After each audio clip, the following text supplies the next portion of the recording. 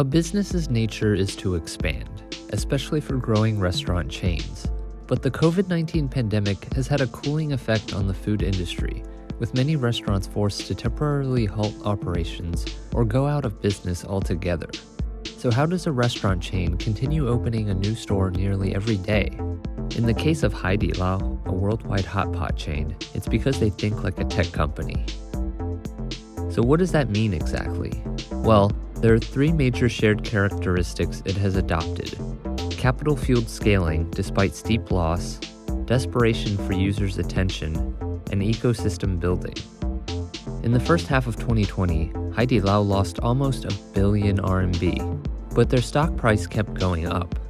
One of Haidilao's strategies has been to constantly open new locations to achieve scale economy, a similar tactic employed by Didi, which dominates ride-sharing in China.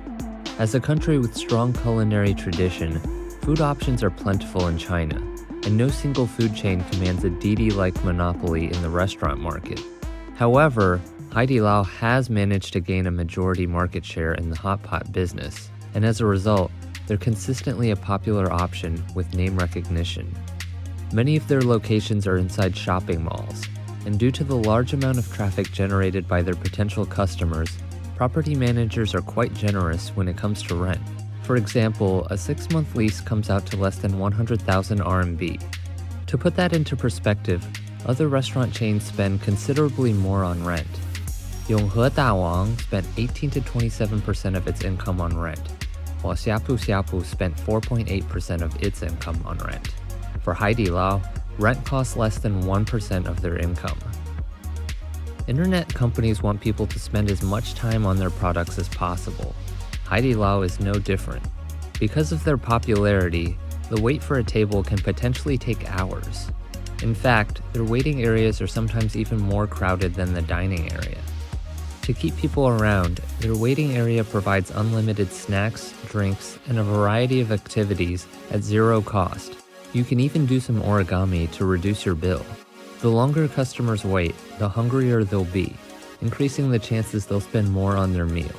And since there are always people in the waiting line, empty tables are seated with customers almost immediately.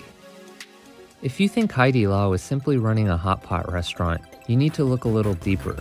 Their business empire expands beyond its physical restaurant locations. Looking at internet companies, you see that they branch out from focusing on just one thing to building up an ecosystem around its central cog.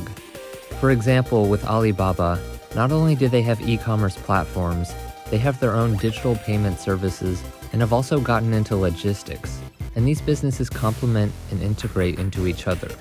Or with Xiaomi, their wide range of seemingly unrelated products like watches, televisions, and rice cookers tie into the Internet of Things ecosystem they're trying to build. With Haidilao, they're affiliated with various companies specializing in different components of their business.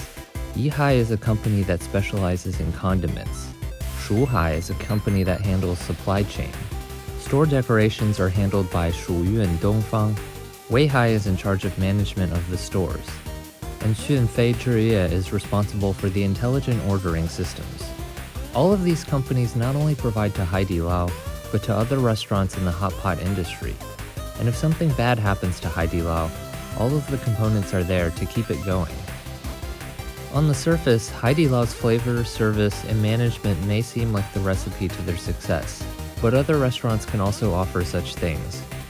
Their success likely has more to do with thinking like an internet company and adopting similar strategies.